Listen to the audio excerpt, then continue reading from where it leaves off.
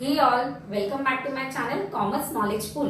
हम पढ़े 12th standard का न्यू सिलेबस और subject organization of commerce and management, जहाँ पे हम कवर करें chapter number 2 functions of management. And today we are going to start with our third function of management, that is staffing. In planning we decided what is to be done, in organizing we decided how is to be done, and in staffing we are going to decide who is going to perform all the business activities. So first of all, in planning हमने क्या decide किया? Organizational goals को decide किया, हमने targets को decide किया। After deciding our target, keeping that targets in mind, we decide our organizational structure. And after organizational structure, we decided or we have to decide कि कौन से हमें एम्प्लॉयज लगेंगे, कितने मैन पावर लगेंगे, वो सब ऑर्गेनाइजेशन एक्टिविटीज को परफॉर्म करने के लिए। तो अगर आप सीक्वेंस देखोगे तो पहले हम ऑर्गेनाइजेशनल टारगेट्स को डिसाइड करते हैं, देन ऑर्गेनाइजेशनल स्ट्रक्चर को डिसाइड किया जाता है, and after that we appoint the staff. So staffing become very much important function for all business activities. So it is said employees are considered as a assets for the organization. जब तक हमारे business में well staff नहीं होगा, well qualified employees नहीं होंगे, तब तक हमारा प्लान अच्छे से एग्जीक्यूट नहीं हो पाएगा. So it becomes a very important function for each and every organization. So in simple language, if I used to state what do you mean by staffing, तो हम staffing को क्या बोलेंगे? It is written over here, that is finding right people for right job with right qualification at right time. तो आप एक formula याद रख सकते हो, एक सिंपल लैंग्वेज में स्टाफिंग का मीनिंग याद रख सकते हो, that is you have to find right people for the right job with right qualification at right time. This is the basic and easy meaning to remember what is staffing. Okay, now इसको समझने के लिए, ये meaning को समझने के लिए let's take one example. For example of being a teacher. Example of being a teacher. If we want to appoint a teacher, अगर हमें एक टीचर को अपॉइंट करना होता है, so what are the requirements, what are the basic requirements, पहले हम वो फाइंड आउट कर दे. So if you want to appoint the teacher for 11th and 12th standard, so first thing, the teacher has to have some basic qualification, like the teacher should have a master degree, the teacher should have a BA degree and the BCom degree. तो BCom master and BA degree इतना होना चाहिए. If the person has all 3 degrees, then yes, that person is eligible to become a teacher. But उसके बाद हमें ये देखना है कि वो टीचर एलिजिबल तो हो गए, बट उसके बाद हमें ये चेक करना है कि whether teachers are really fit for that particular job, because जो टीचर को हमने अपॉइंट किया उसका ऐसा कहना है कि हम जॉब तो कर सकते, हम स्टूडेंट्स को सिखा तो सकते, but there is a problem of temperament. अगर मैंने यहाँ पे एक बार रिपीट किया, 2 बार रिपीट किया, it is okay for me, but it is not necessary कि वो हर एक टीचर के लिए ओके होगा. वो ऐसा कहता है कि यस मैं सिखा तो सकता हूँ, बट अगर मुझे कोई पर्सन बार बार रिपीट करने बोलता है, बार बार सिखाने बोलता है, बार बार क्वेश्चंस पूछता है, तो मैं इरिटेट हो जाता हूँ. तो मुझे आप बताओ, ऐसे टाइप ऑफ टीचर को हम अपॉइंट कर सकते हैं क्या? Yes or no? Yes, it is not possible. तो हम that particular person or that particular teacher is not suited for that particular job. तो यहाँ पे we should be very careful while appointing the teacher or while appointing the staff. तो हमें उस बंदे या उस पर्सन को अपॉइंट करना है जो वेल सुटेड हो पर्टिकुलर जॉब के लिए. जैसे कि हम एग्जाम्पल जैसे हम टीचर का ले रहे हैं, तो teacher should be a very patience while dealing with our student. Teacher को बहुत पेशेंस रखना है जब वो स्टूडेंट्स के साथ डील करता है या डील करती है. सेकेंड, अगर हम एग्जाम्पल लेंगे तो ये एग्जाम्पल से हमें एक पॉइंट समझ में आता है कि कोई पर्टिकुलर स्टूडेंट्स को एक बार समझाने समझ में आ जाता है, या कोई स्टूडेंट्स को बार बार रिपीट करने के बाद समझ में आता है. सो यस, स्टूडेंट्स का मेंटालिटी डिफरेंट होता है, वे ऑफ लर्निंग डिफरेंट होता है. तो जब हम कोई भी टीचर को अपॉइंट करेंगे तो हमें क्या सोचना है? सिर्फ क्वालिफिकेशन के बेसिस पे अपॉइंट नहीं करना है. The teacher should have the patience level while giving some information to the students और while teaching to our students. So जैसे मैंने एग्जाम्पल है, इससे हमें ये समझ में आया कि यहाँ पे स्टाफिंग बहुत ज्यादा इंपॉर्टेंट रोल प्ले करता है. सो एक कंक्लूजन अगर हम एग्जाम्पल से लेंगे तो हम ये समझ सकते हैं कि there should be a perfect match between the job and person. There should be a perfect match between the job and person, तभी जाके हमारा स्टाफिंग क्या हो सकता है, वेल डिफाइंड हो सकता है।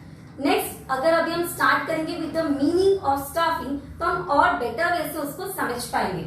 सो staffing is a function of execution according to the plan and organisational structure. As we talk, पहले हम प्लान करते हैं एंड फिर हम ऑर्गेनाइजेशनल स्ट्रक्चर को प्रिपेयर करते हैं। तो planning and organization structure prepare होने के बाद हम क्या परफॉर्म करते हैं, स्टाफिंग फंक्शन को परफॉर्म करते हैं। It is a process of attracting, again जैसे हमने पहले भी लर्न किया था, it is a process. Process का मतलब क्या होता है, इट इज अ सीरीज और it is a sequence of steps. And yes students, if you are new to my channel then don't forget to like and subscribe to my channel and इसी तरह मुझे प्यार and support देते रहिए। So let's start with further, that is it is a process of attraction or we can say recruitment or recruiting। अभी recruiting का मतलब क्या होता है, that is appointing। आपने सुना होगा कि जब भी हम जॉब के लिए जाते हैं तो जॉब में हम वर्ड सुनते हैं रिक्रूट करना। रिक्रूट करना का मतलब क्या होता है, अपॉइंट करना। After appointment the person use to select, selection होगा। सिलेक्शन के बाद हम प्लेस करेंगे वो पर्सन को, अपॉइंट करेंगे हमारे ऑर्गेनाइजेशन में एज ए एम्प्लॉय। देन अगर वो पर्सन बहुत अच्छे से काम करता है तो उनको हम क्या प्रोवाइड करेंगे, अप्रेजल प्रोवाइड करेंगे, प्रमोशन प्रोवाइड करेंगे। उसके साथ हम रेम्यूनरेशन देंगे, सैलरी प्रोवाइड करेंगे। एंड नेक्स्ट, डेवलप करना, रिटेन करना।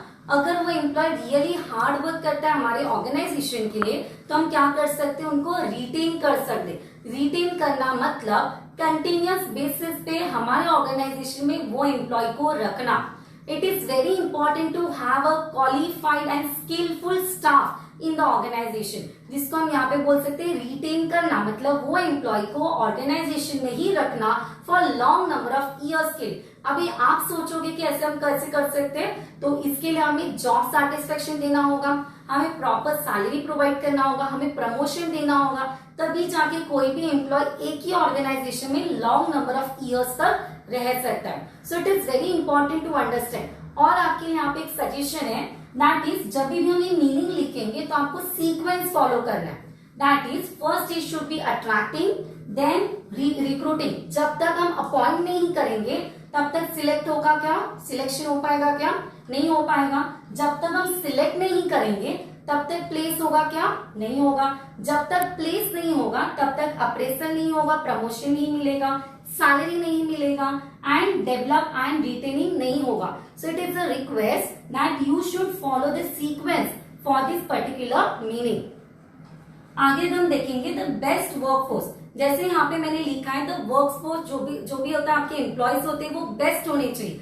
अगर एम्प्लॉयज आपके बेस्ट है तो ऑटोमेटिकली आपका काम क्या होगा, बहुत स्मूथली वे से कंडक्ट किया जाएगा। So it is said finding the right people for the right job with right qualification at right time.